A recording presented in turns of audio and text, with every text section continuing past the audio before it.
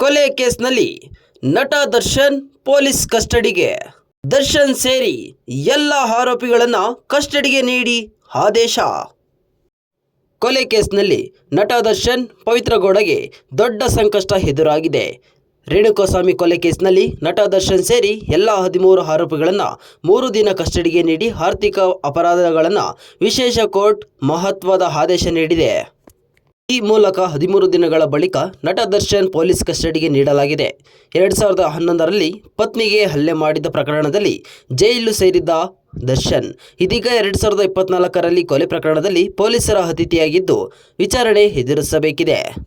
ದೊಚ್ಚು ಕೊರಳಿಗೆ ಕೊನೆಗೂ ಉರುಳಾದ ಆ ಪವಿತ್ರ ಸಂಬಂಧ. ಕೆಟ್ಟದಾಗಿ ಮೆಸೇಜ್ ಮಾಡಿದ್ದಕ್ಕೆ ಕೊಂದೇ ಬಿಟ್ರು ಡಿ ಗ್ಯಾಂಗ್. ದರ್ಶನ್ ಪವಿತ್ರ ಗೌಡ ಅನ್ನೋ ನಟಿಯ ಜೊತೆಗೆ ಅಕ್ರಮ ಸಂಬಂಧ ಹೊಂದಿರೋದು ಎಲ್ಲರಿಗೂ ಗೊತ್ತಿರೋ ಕಥೆಯೇ. ಈಕೆಯ ವಿಚಾರದಲ್ಲಿ ಹಲವು ಬಾರಿ ದರ್ಶನ್ ಕುಟುಂಬದಲ್ಲಿ ಬಿರುಗಾಳಿ ಎದ್ದಿದೆ. ಆದರೆ ಅದೇನೇ ಆದರೂ ಡೋಂಟ್ ಕೇರ್ ಅನ್ನೋ ಮನಸ್ಥಿತಿ ದರ್ಶನ್ ಅವರಿಗಿತ್ತು.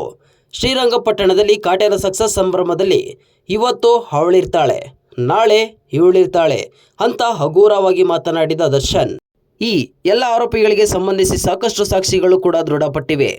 ಪೋಸ್ಟ್ ಮಾರ್ಟಮ್ ವೇಳೆ ಮೃತದೇಹದ ಮೇಲೆ ಗಂಭೀರ ಗಾಯದ ಗುರುತುಗಳಾಗಿರೋದು ಪಕ್ಕವಾಗಿದೆ. ರೇಣುಕಾಸ್ವಾಮಿ ಮೂಗು, ಕಾಲು, ತಲೆ, ಬೆನ್ನು, ದವಡೆ ಸೇರಿ 15 ಕಡೆಗಳಲ್ಲಿ ಗಂಭೀರ ಗಾಯಗಳಾಗಿವೆ. ಎಲ್ಲ ಸಾಕ್ಷ್ಯಗಳು ತಾಳೆ ಆಗ್ತಿರೋದ್ರಿಂದ ಡಿ ಗ್ಯಾಂಗ್ ಎಡೆಮುರಿ ಕಟ್ಟಿದ್ದಾರೆ ಪೊಲೀಸರು. ಸದ್ಯ ಪ್ರಕರಣದಲ್ಲಿ ದರ್ಶನ್, ಪವಿತ್ರ ಗೌಡ ಸೇರಿ 13 ಮಂದಿ ಬಂಧಿತರಾಗಿದ್ದಾರೆ. ಈ ಕೇಸ್ನಲ್ಲಿ ಸರಿಯಾದ ಸಾಕ್ಷಿಗಳನ್ನು ಕೋರ್ಟ್ ಮುಂದೆ ಹಾಜರುಪಡಿಸಿದರೆ ಪವಿತ್ರ ಗೌಡ ಮತ್ತು ದಾಸನಿಗೆ ಕಂಟಕ ಖಚಿತ.